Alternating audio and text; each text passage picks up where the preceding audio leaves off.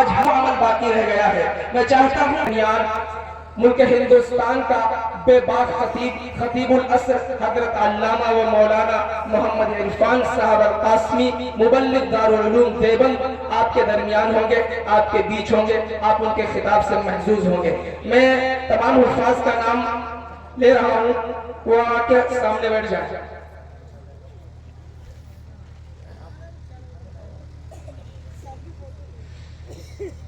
محمد احسان بن محمد اکرم اسلام پور گانڈے.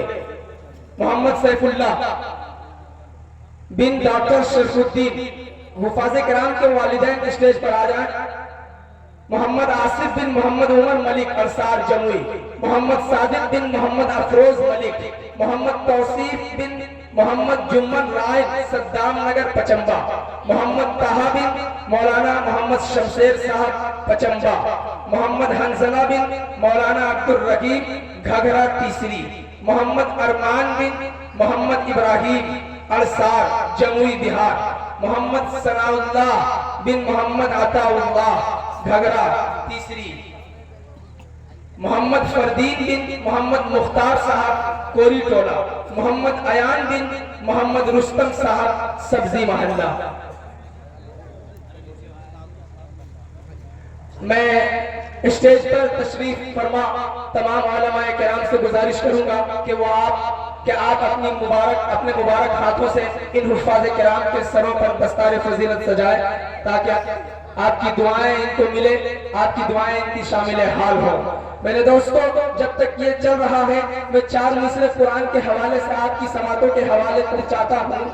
شاعر کہتا ہے کہ یہ میں نہیں، یہ میرا ایمان بولتا ہے. کہہ دیجئے سبحان اللہ. جس چیز کا ایمان بولتا ہے ذرا ہاتھوں کو بلند کر کے کہے سبحان اللہ. ماشاءاللہ. یہ میں نہیں، یہ میرا ایمان بولتا ہے. وہ صاحب زماں ہے، ہر آن بولتا ہے. یہ میں نہیں، یہ میرا ایمان بولتا ہے. وہ صاحب زماں ہے، ہر آن بولتا ہے. اور ادنا سا ایک اشارے پر مٹھی نے پڑھا کلمہ.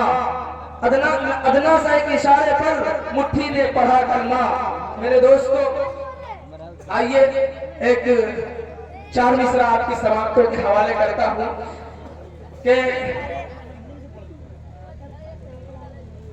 کے لیے آپ حضرت انشاءاللہ آپ کو ماشاءاللہ. میرے دوستو، یہ حفاظ کرام ہے جنہوں نے وہ مکمل قرآن مقدس کو اپنے سینے میں اتارا ہے. یہ تمام کے تمام مبارکباد کے قابل ہیں. اور سب سے بڑی بات کہ ملک ہندوستان کی وہ عظیم شخصیت جنہیں دنیا جانتی ہے، میرے دوستو، ان کے ہاتھوں سے ان حفاظ کرام کے سروں پر دستار فضیلت سجائی جا رہی ہے. اللہ ان حفاظ کرام کی عمر میں برکت عطا فرمائے. اللہ ان کے علم میں برکت عطا فرمائے. اللہ ان کے والدین کو اس کا بہتر سے بہتر بدلہ عطا فرمائے. میرے دوستو، قرآن مقدس کو یاد کرنا، قرآن مقدس کو پڑھنا، قرآن مقدس کی تلاوت کرنا، یہ اسی کو نصیب ہوتا ہے جس کو اللہ تبارک و تعالیٰ اپنے قرآن کے لیے چنتا ہے. ورنہ ہر کسی کے حصے میں قرآن مقدس کی تلاوت نہیں آتی، ہر کسی کے حصے میں قرآن مقدس کا پڑھنا نہیں آتا، ہر کسی کے حصے میں قرآن مقدس کا حفظ کرنا نہیں آتا. بڑے ہی قابل مبارکباد کے قابل ہیں یہ تمام کے تمام حفاظ کرام کے والدین سے گزارش ہے کہ وہ بھی اسٹیج پر تشریف لے آئیں. جلد سے جلد وہ حضرات تشریف لے آئیں. تمام حفاظ کرام کے والدین سے گزارش ہے کہ وہ بلا کسی تاخیر اسٹیج پر تشریف لے آئیں. ماشاءاللہ. آپ حضرات بیٹھ جائیے، سکون سے بیٹھ جائیے. ماشاءاللہ. حضرت والا تشریف لا چکے ہیں. انشاءاللہ آپ کا خطاب ہوگا. نوجوانوں سے گزارش ہے بیٹھ جائیں. ماشاءاللہ. بہت خوب. بیٹھ جائیں.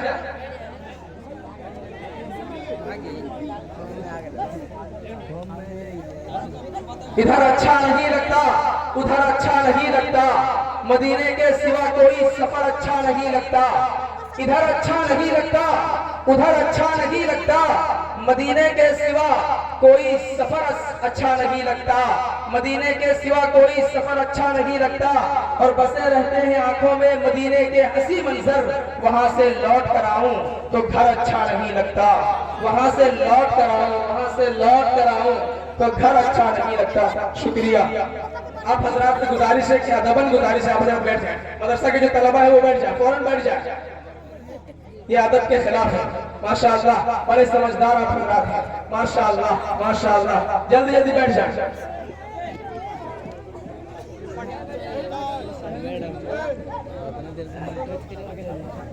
بیٹھ جاؤ بیٹھ جاؤ بیٹھ جاؤ.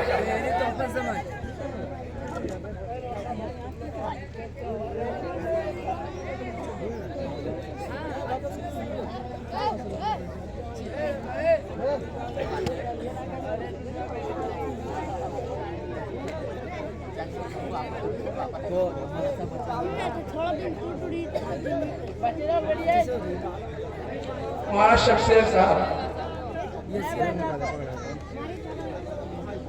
ماشاءاللہ. آپ حضرات یہ دیکھیں اور میرا سنیں. مدینے کے حوالے سے حضرت صاحب نے بہت ہی خوبصورت مصرع پڑھا. اب مدینے کے حوالے سے آپ کا یہ خادم سنانے چلا ہے. مدینہ کہتے کسے ہیں, مدینہ کس گلی کو کہتے ہیں, وہ شاہدی کی جو بستی ہے مدینہ اس کو کہتے ہیں. اب حضرات بیٹھ جائیں, بیٹھ کر سنیں گے تو انشاءاللہ مزہ آئے گا. وہ شاہدی کی جو بستی ہے مدینہ اس کو کہتے ہیں, جہاں رحمت برستی ہے مدینہ اس کو کہتے ہیں. دکھوں میں مبتلا دنیا کی ٹھکرائی ہوئی دنیا, جہاں خوش ہو کے ہنستی ہے مدینہ اس کو کہتے ہیں. جہاں خوش ہو کے ہنستی ہے مدینہ اس کو کہتے ہیں. آئیے حضرات گرامی, اب بلا کسی تاخیر و تمہید کے, بلا کسی لفظ کے آپ کے درمیان حضرت والا تشریف لا چکے ہیں. میں آواز دے دینا چاہتا ہوں. میں حضرت والا سے مؤدبانہ درخواست کرتا ہوں, گزارش کرتا ہوں کہ حضرت والا اپنی نایاب خطابت کے ذریعے سے ہم سامعین کے دلوں کو منور و مجلہ فرمائیں. حضرت کا استقبال ان 4 مصروں سے کروں کہ شہنشاہ بلاغت چلے آئیے, شہنشاہ بلاغت چلے آئیے, تاجدار فصاحت چلے آئیے, لے کے گلزار طیبہ کے گل کی مہک مشکبار خطابت چلے آئیے.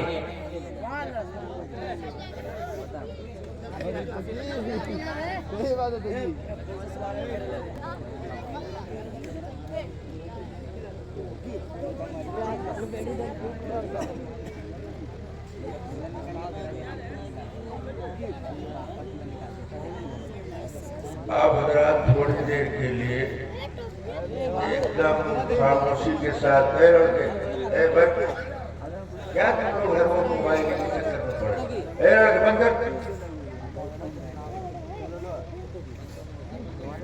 یہ جو دائیں طرف ہے کرسی لے کر کے یہاں سامنے آ جاؤ, کرسی لے کے آگے آ جاؤ, بڑھ جاؤ, یہاں پاس میں مل کے بیٹھو, کرسی لے کر مل کر کے بیٹھ جاؤ. تھوڑی دیر کے لیے بیٹھو, بس ایک بات کہہ کر کے ہم دعا کریں گے. جلدی جلدی بیٹھ جاؤ. اور موبائل جو چلا رہے ہیں موبائل بند کر دو. اللہ کے بندے یہ رات کا آخری وقت ہے. اس وقت میں تو آپ کو اللہ کی طرف متوجہ ہونا چاہیے, جائے کہ فوٹو کھینچنے میں لگے ہوئے ہو.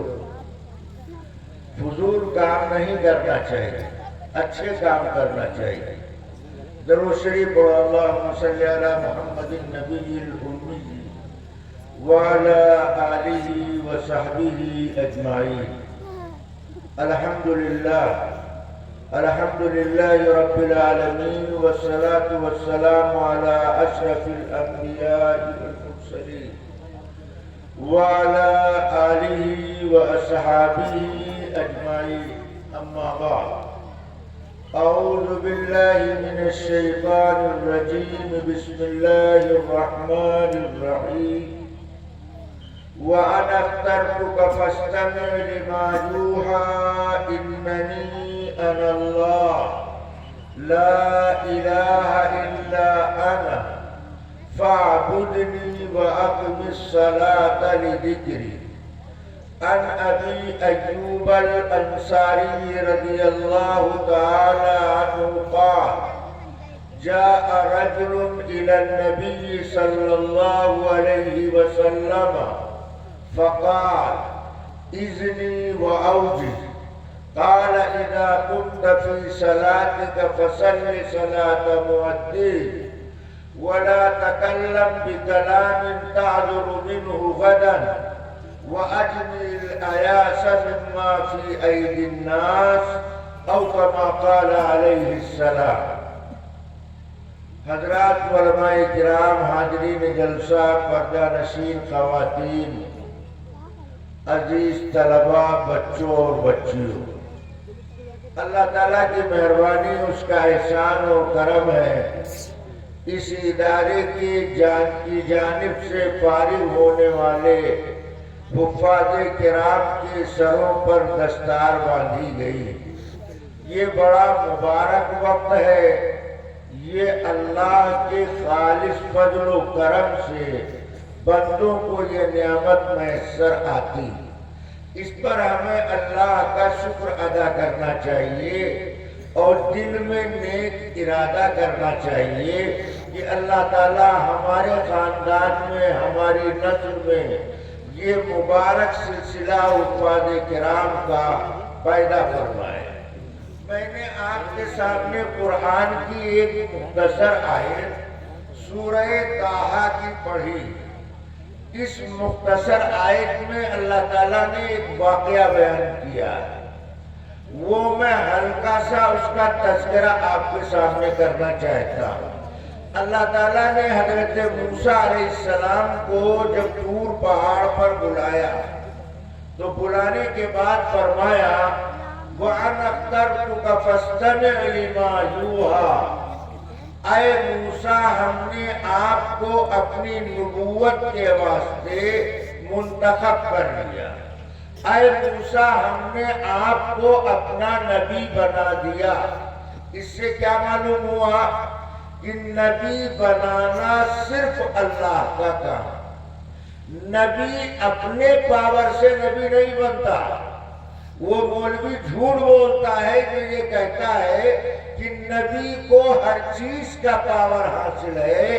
اگر نبی کو ہر چیز کا پاور حاصل ہے تو قرآن کی اس آیت کا مطلب کیا ہے جس میں اللہ کہتے ہیں اے موسیٰ اپنی نبوت کے واسطے ہم نے آپ کو منتخب کر لیا۔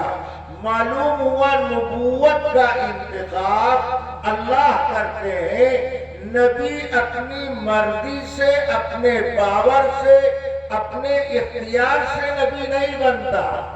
اگر نبی کے اختیار میں نبی بننا ہوتا تو نبی اپنے اختیار سے غیر کو بھی نبی بنا دیتا۔ حالانکہ نبی نہ اپنے پاور سے نبی بنتا ہے، نہ اپنے اختیار سے غیر کو نبی بناتا ہے، بلکہ نبی رسول پیغمبر وہی کہلاتا ہے جس کو اللہ نبوت عطا فرماتا۔ اسی لیے آپ بولتے ہیں نبی اللہ، رسول اللہ۔ اس جملے کا مطلب کیا ہے؟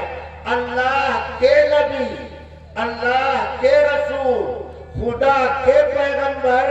معلوم ہوا اللہ نے نبی بنایا، اللہ نے رسول بنایا، خدا نے پیغمبر بنایا، نبی اپنے اختیار سے نبی نہیں بنا۔ تو جب نبی اپنے اختیار سے نبی نہیں بن سکتا، اپنے پاور سے دوسرے کو نبی نہیں بنا سکتا، تو نبی فل پاور کہاں ہوا؟ معلوم ہوا یہ مولوی جھوٹ بولتا۔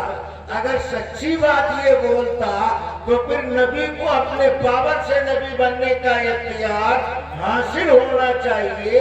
حالانکہ اہل سنت و جماعت کا اجماعی عقیدہ ہے کہ نبوت صفت وہبی ہے، کسبی نہیں۔ کیا مطلب؟ اللہ جس کو چاہتا ہے نبوت عطا کرتا ہے۔ جیسے مرد بننا، عورت بننا نہ مرد کے اختیار میں ہے نہ عورت کے اختیار میں۔ اللہ جس کو چاہتا ہے مرد پیدا کرتا اور اللہ جس کو چاہتا ہے عورت بنا دیتا۔ اسی طرح نبی بنانا یہ صرف اللہ کا کام ہے، کسی انسان کے بس کی یہ بات نہیں۔ حضرت موسیٰ سے دور پر اللہ نے یہ بات فرمائی تو موسیٰ علیہ السلام اللہ کا شکر ادا کرتے کہ اللہ ہم آپ کا شکر بجا لاتے ہیں کہ آپ نے اپنی نبوت کے واسطے ہم کو منتخب کیا۔ اللہ حضرت موسیٰ سے کہتے فَاسْتَمِعْ لِمَا يُوحَىٰ، اے موسیٰ ہماری بات دھیان سے سنو۔ معلوم کیا ہوا؟ اللہ کا کلام، اللہ کی بات بندوں کو دھیان کے ساتھ سننا چاہیے. آج ہم گانا بجانا دھیان سے سنتے ہیں، لیکن اللہ کا پیغام جس عظمت کے ساتھ ہم کو سننا چاہیے وہ احترام ہمارے دل میں پایا نہیں جاتا. نبی سے اللہ کہتے فَاسْتَمِعْ لِمَا يُوحَىٰ، کان لگا کر پوری توجہ سے ہماری بات سنیے. حضرت موسیٰ کہتے ہیں اللہ ہم پوری طرح آپ کی طرف متوجہ ہو گئے، ہم سراپا کان بن گئے، آپ فرمائیے. اب اللہ تعالیٰ اصل بات کہتے ہیں. میں صرف آیت کا ترجمہ کرتا ہوں، دھیان سے سنو. اللہ نے کیا کہا؟ اننی انا اللہ، بے شک میں اللہ. کون کہہ رہا؟ اللہ کہہ رہا. کس سے کہہ رہے ہیں؟ موسیٰ کلیم اللہ سے کہہ رہے ہیں. کیا کہہ رہے ہیں؟ بے شک میں اللہ ہوں. موسیٰ کلیم اللہ نے جب یہ سنا تو اپنے دل میں کہا اللہ ہم نے آپ کو اللہ کہا، اللہ ہم آپ کو اللہ کہتے ہیں، اللہ ہم آپ کو اللہ سمجھتے ہیں. اللہ تعالیٰ نے موسیٰ کلیم اللہ سے کہا اللہ کا مطلب سمجھتے ہو؟ اللہ کو اللہ بول دینا، اللہ کو اللہ کہہ دینا، یہ نہیں ہے اللہ کا مطلب. یہ نہیں ہے اللہ کا مطلب. پھر اللہ کا مطلب کیا ہے؟ قرآن سے پوچھو. قرآن نے اللہ کی تفسیر بیان کی کہ اللہ کو اللہ کہنا، اللہ کو اللہ بولنا، یہ ہے اللہ کو اللہ ماننا. ہرگز نہیں. ایک آدمی اللہ کو اللہ بولتا ہے مگر وہ اللہ کے علاوہ کی عبادت کرتا ہے، وہ اللہ کو اللہ ماننے والا نہیں ہے. اللہ کو اللہ بولنا ماننے کا مطلب یہ ہے لا الہ الا انا، میرے علاوہ کوئی معبود نہیں. معلوم کیا ہوا؟ جو صرف اللہ کی عبادت کرتا ہے وہ اللہ کو اللہ مانتا ہے، اور جو اللہ کے علاوہ کی عبادت کرتا ہے وہ اللہ کو اللہ بولتا تو ہے مگر اللہ کو اللہ مانتا نہیں. اللہ بولنا اور ہے، اللہ کو اللہ ماننا اور. موسیٰ علیہ السلام نے کہا اللہ ہم آپ کو معبود مانتے ہیں، مسجود مانتے ہیں، تنہا آپ کو عبادت کے لائق مانتے ہیں. اللہ تعالیٰ نے موسیٰ سے کہا موسیٰ جب یہ تم نے مان لیا تو آگے عمل کے لیے تیار ہو جاؤ. فرمایا فاعبدنی، موسیٰ میری عبادت کرو. موسیٰ علیہ السلام نے کہا اللہ اس دنیا میں آپ کی عبادت کے بہت سارے طریقے ہیں. کوئی نماز پڑھ کر عبادت کرتا ہے، کوئی زکوٰۃ دے کر عبادت کرتا ہے، کوئی روزہ رکھ کر عبادت کرتا ہے، کوئی حج کر کے عبادت کرتا ہے. یہ سارے طریقے آپ کی عبادت کے دنیا میں رائج ہیں. میں آپ سے یہ پوچھنا چاہتا ہوں ان ساری عبادت کے طریقوں میں سب سے اچھا طریقہ آپ کی نظر میں کون سا؟ ان عبادت کے سارے طریقوں میں سب سے اچھی عبادت آپ کی نظر میں کون سی؟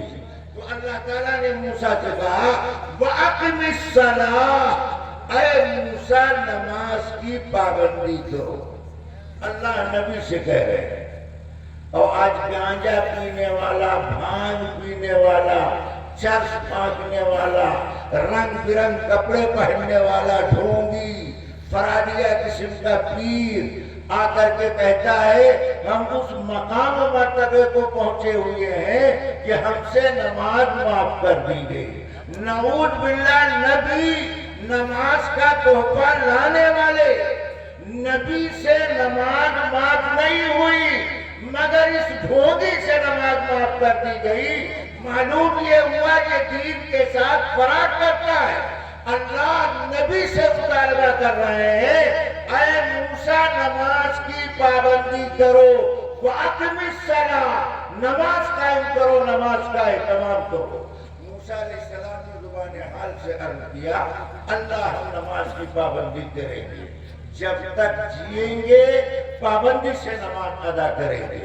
अल्लाह ताला ने मूसा से कहा, मूसा नमाज की जान मालूम है, नमाज की शान मालूम है, नमाज की पहचान मालूम है। तुम रुकू सजदा तौबा कादा का नमाज समझते हो, ये नमाज के अफआल है, अमाल है, अरकान है, इनका नाम नमाज नहीं है। रुकू सजदे को नमाज नहीं कहते हैं, इन अमाल के जरिए से नमाज की पहचान की जाती है। फिर नमाज की जान, नमाज की शान क्या है, कुरान बताता है, वअक़िमिस सलाता लिज़िक्री, नमाज पढ़ो अल्लाह की याद के वास्ते। मालूम क्या हुआ, अगर नमाजी का दिल नमाज में इधर उधर बहकता है तो नमाज की सूरत उसके पास है, नमाज की हकीकत उसके पास नहीं है। अगर दिल इधर उधर नहीं बहकता, अल्लाह ही की तरफ लगा रहता है, तो नमाज की हकीकत उसकी नमाज में पाई जाती है, वरना नमाज की सूरत पाई जाएगी, नमाज की हकीकत नहीं पाई जाएगी। मैंने एक मुख्तसर हदीस पढ़ी, उसमें भी एक वाकया जिक्र किया, दोनों में मुनासिबत पाई जाती है। हजरत अबू अयूब अंसारी रज़ी अल्लाह तआला अन्हु कहते हैं कि हम अल्लाह के नबी की मजलिस में मौजूद थे। जाअ रजुलुन, इतने में एक देहाती आदमी चल करके नबी की मजलिस में हाजिर हुआ। नबी के पास आने के बाद उसने कहा, इज़नी व औजिद, अल्लाह के नबी हमें मुख्तसर दीन की बात बताइए, हम लंबी चौड़ी दीन की बात सुनने नहीं आए हैं, इतना टाइम हमारे पास नहीं है। हम खजूर के बाग में पानी डालते हैं, काश्तकारी का काम करते हैं, हमारे पास फुर्सत ज्यादा नहीं है। इतनी वाउजिद, मुख्तसर दीन की बात बताइए कि आसानी के साथ हम उसको याद कर लें और अपनी जिंदगी में दाखिल कर लें। तो अल्लाह के नबी ने उस देहाती की बात को बुरा नहीं माना। क्यों? जरा ध्यान से सुनो मैं क्या कह रहा हूं। इसलिए कि उस देहाती आदमी के दिल में दीन सीखने की तलब मौजूद थी, वो दीन सीखने के लिए नबी के पास आया था। इससे ये बात मालूम हुई कि अगर कोई दीनी मसला मालूम करने के लिए आलिम के पास आए या दीन सीखने के लिए किसी दीन जानने वाले के पास आए, तो दीन सिखाने वाले को इस आने वाले की भी कदर करनी चाहिए, इसलिए कि दीन की तरफ वो अपने दिल में लेकर के आया। अल्लाह के नबी ने उस देहाती की बात को बुरा नहीं माना कि तुम दीन की बात मालूम करने आए हो, पाबंदी लगाते हो, मुख्तसर दीन की बात बताओ, लंबी चौड़ी हम आपकी बात नहीं सुनेंगे। तो अल्लाह के नबी ने उस देहाती से कहा, सुनो, हम तुम्हें 3 मुख्तसर दीन की बात बताते हैं। अब अगर आप लोग इजाजत दो तो वो बात हम आपको बता दें, वरना हम दुआ करने के लिए तैयार हैं। आप वो 3 मुख्तसर बात सीखना चाहते हैं? कौन कौन सीखना चाहते हैं? अगर हाथ उठाओ। और वो जो आपके पास पड़ोस में बैठे थे, जो 12 बजे रात तक की घर से छुट्टी लेकर आए, ये हम मदरसे के जलसे में जा रहे हैं, बेगम से उन्होंने रात के 12 बजे तक की छुट्टी मांगी। जैसे ही रात के 12 बजे ये डर के मारे उल्टे पांव घर वापस हो गए। क्यों?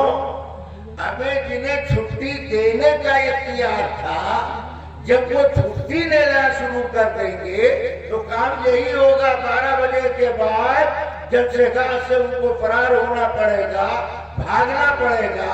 इससे ये बात क्लियर हो गई कि आप लोग छुट्टी देने वाले हैं, छुट्टी लेने वाले नहीं। जो छुट्टी लेकर आने वाले थे वो चले गए, जो छुट्टी देने का पावर अपने पास समझते हैं वो रात के 2 बजे भी जलसेगाह में डटे रहते हैं। तो मैं समझता हूँ आप लोग छुट्टी देने वाली जमात से ताल्लुक रखते हैं, रात के 12 बजे तक की छुट्टी लेने वाली जमात से आपका ताल्लुक नहीं है। अल्लाह के नबी ने उस देहाती आदमी को पहली नसीहत फरमाई اذا كنت في صلاتك فصل صلاة مؤذن کہ دیکھ تو نمازی آدمی تو نماز پڑھتا ہے مگر اب جب نماز پڑھنا تو ہر نماز کو اپنی زندگی کی آخری نماز سمجھ کر کے پڑھنا. اب جب نماز پڑھنا تو ہر نماز کو اپنی زندگی کی آخری نماز سمجھ کر کے پڑھنا.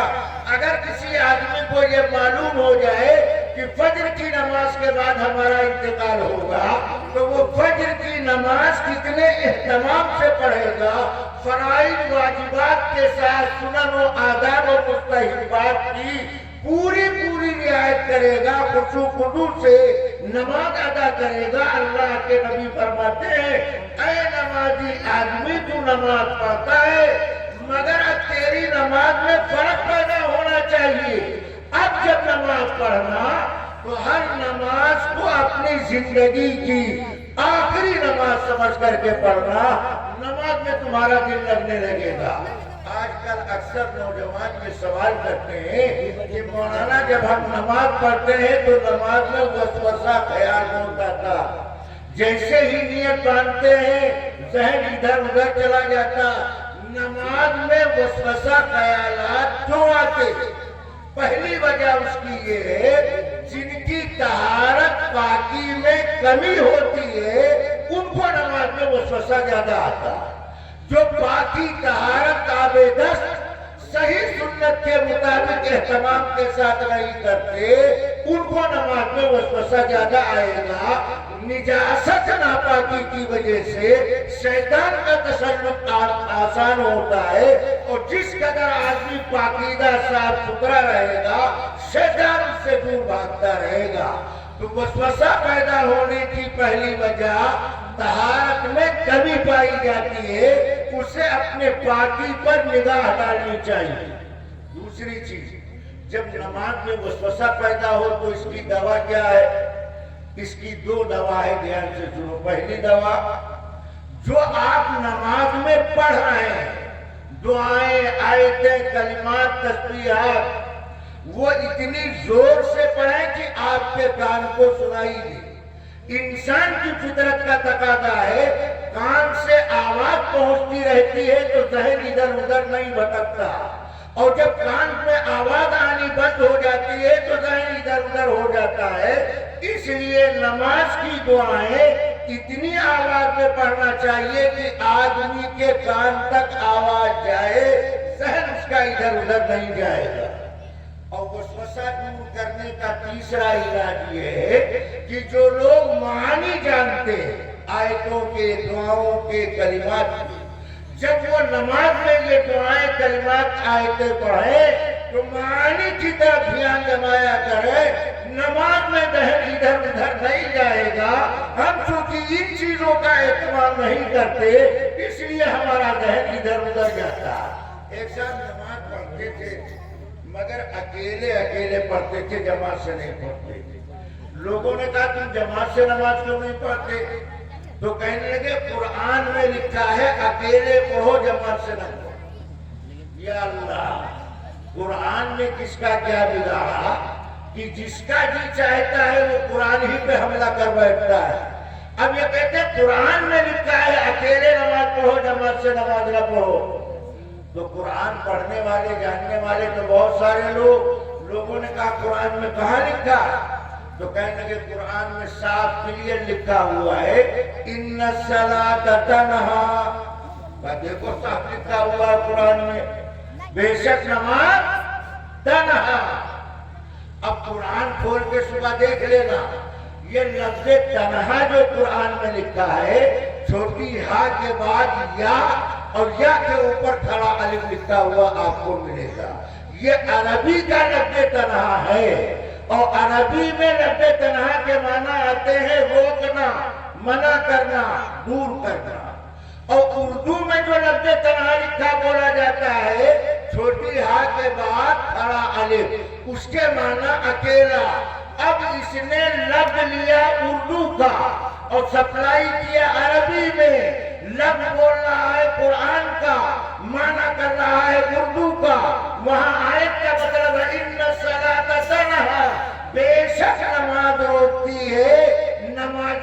بے حیائی سے برائی سے، نماز روکتی ہے نمازی کو بے حیائی سے برائی سے۔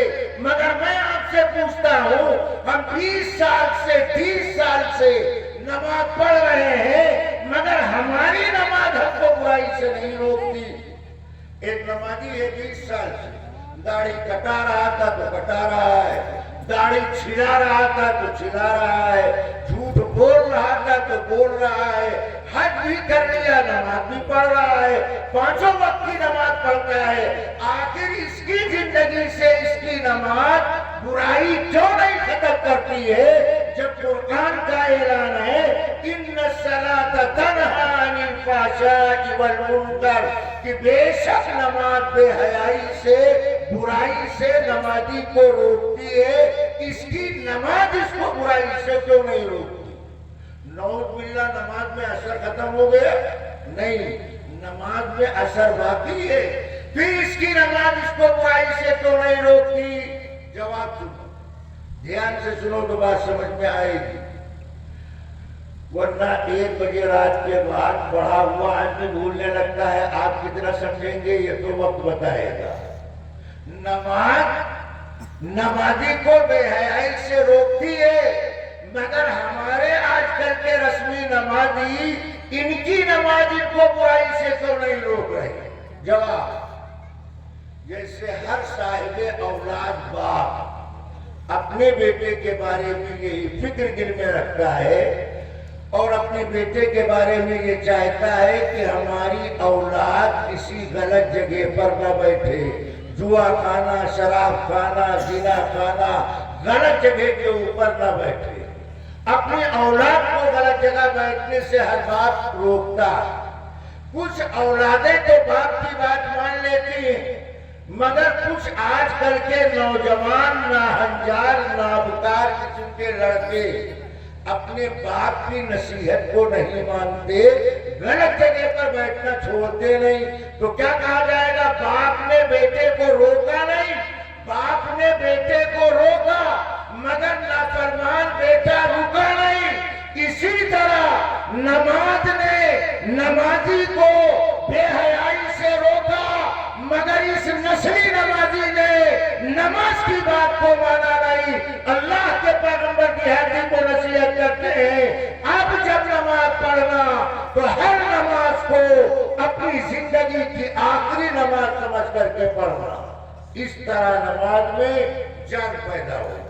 دوسری نصیحت فرمائی، وَلَا تَكَلَّمْ بِكَلَامٍ تَعْدُو مِنْهُ غَدًا، اور اپنی زبان سے کبھی کوئی ایسی بات مت نکالو کہ دنیا آخرت میں تم کو شرمندگی اٹھانی پڑے۔ کسی کی لڑکی کے بارے میں جو چاہا اڑا دیا، لڑکے کے بارے میں جو چاہا افواہ پھیلا دیا، وہ سڑک کے کنارے شراب کی دکان کے قریب سے گزر رہا تھا، انہوں نے گلی میں آ کر کے شور مچا دیا، فلاں کا لڑکا تو شرابی ہو گیا، حالانکہ شراب پیتے دیکھا نہیں، اس نے اقرار کیا نہیں۔ کسی کے بارے میں اپنی زبان سے کوئی کچی بات، ہلکی بات مت نکالا کرو کہ دنیا میں تم کو شرمندگی کا سامنا ہو، کہ آخرت میں اللہ کے سامنے تمہیں معذرت چاہنی پڑے۔ اپنی زبان سوجھ بوجھ کر استعمال کیا کرو۔ تیسری نصیحت اللہ کے نبی نے فرمایا، وَأَجْمِلْ عَيَاشَ مِمَّا فِي أَيْدِي النَّاسِ، اور لوگوں کے دامن میں، لوگوں کے ہاتھوں میں جو چمک چمک دکھائی دے رہے ہیں، کسی کے دامن میں سکے کی جھنکار، نوٹوں کی آواز سنی، اب آپ اس پہ للچائی، کسی کی اچھی گاڑی دیکھ کر، اعلیٰ خوشنما مکان دیکھ کر اس پر للچائی نگاہ نہ ڈالو، بلکہ اپنا دل اللہ کی طرف لگاؤ، دل میں یہ خیال جماؤ کہ جس اللہ نے اس کو دیا ہے وہ اللہ چاہے گا تو ہم کو بھی عطا کر دے گا۔ لوگوں کی دولت دیکھ کر للچائی نظر نہ ڈالو، بلکہ اللہ کی طرف اپنا دھیان لگاؤ۔ اللہ ہی دینے والا ہے، اللہ ہی لینے والا ہے، جو ضرورت ہو وہ اللہ کے سامنے رکھو، اللہ تمہاری हमारी जरूरत की किफालत करेगा। कहा इन 3 मुख्तसर नसीहत पर अमल करना। पहली नसीहत ये, अब जब नमाज पढ़ना तो हर नमाज को अपनी जिंदगी की आखिरी नमाज समझ के पढ़ना कि शायद अब आइंदा जुमा आपको पढ़ने को न मिले, इस ख्याल से नमाज पढ़ो तो नमाज में दिल लगेगा। और दूसरी नसीहत में फरमाया कि अपनी जुबान बेजा इस्तेमाल न करो, किसी के बारे में कच्ची बात, कमजोर बात, इल्जाम की बात मत अपनी जुबान पर लाओ, इसलिए कि अगर तुम कोई ऐसी बात करोगे तो हो सकता है कोई गरीबान पकड़ करके मुतालबा करे, चलो साबित करो तो तुमको शर्मिंदगी का सामना होगा। दुनिया में अगर बच गए, अल्लाह की नजर से बचने वाले नहीं हो, इसलिए जुबान को कंट्रोल में रखो। और तीसरी नसीहत में अल्लाह के पैगंबर ने फरमाया कि लोगों के पास में जो नजर आ रहा है उस पर ललचाई निगाह न डालो, बल्कि अल्लाह से अपना ताल्लुक मजबूत करो। वही अल्लाह देने वाला है, वही अल्लाह लेने वाला है। हमारे जो भी हालात हो हमें अल्लाह के सामने रखना चाहिए। आखिर में हम इन हुफ़ाज़े किराम, मदरसे की इंतजामिया, इनके वालिदैन को दिल की गहराई से मुबारकबाद पेश करते हैं कि अल्लाह ताला इदारे की इस दीनी खिदमत को कबूल फरमाए। इन हुफ़ाज़े किराम से भी मैं एक बात कहना चाहता हूँ, ज्यादातर लोग हाफिजों के मकाम बुलंद आखिरत में, जन्नत में सीढ़ियों पर चढ़ने का तस्करा करते हैं, मगर मैं एक दूसरी बात कहता हूँ, अल्लाह बहुत बेनियाज है, अल्लाह बहुत बेनियाज। अल्लाह को किसी की इबादत की कोई जरूरत नहीं। हम दीन के मुताज है, हमें अल्लाह की रहमत की जरूरत। अल्लाह समद है, बेनियाज है, मुस्तगनी। अगर सारी दुनिया अल्लाह की इबादत करने लगे तो अल्लाह की अजमत बढ़ने वाली नहीं, जो अजमत है वो अजमत बाकी रहेगी। और खुदा न करे सारी दुनिया अल्लाह की इबादत का इनकार कर दे तो अल्लाह की अजमत पर कोई बट्टा लगने वाला नहीं है। अल्लाह अल्लाह है, हम अल्लाह के मुहताज बनकर रहे। इन हुफ़ाज़े किराम को अल्लाह ताला ने इनके सीने में कुरान की 6666 आयतें जबर देर पेश गुन्ना मत के साथ महफूज कर दिया है। जैसे कुरान दफ्तियों के अंदर मौजूद है, ऐसे अल्लाह ने इनके सीनों के अंदर महफूज कर दिया। आज दुनिया वालों से आप पूछे, ईसाइयों से कहें कि इंजील के 4 अदद हाफिज चाहिए, यहूदियों से कहें कि 10 अदद हमें तौरात के हाफिज चाहिए। दुनिया दावा के लिए दुनिया में तौरात, ज़बूर, इंजील के हाफिज नहीं मिलेंगे, मगर इन दीनी मदारिस और मकातिब की मेहनत का नतीजा है।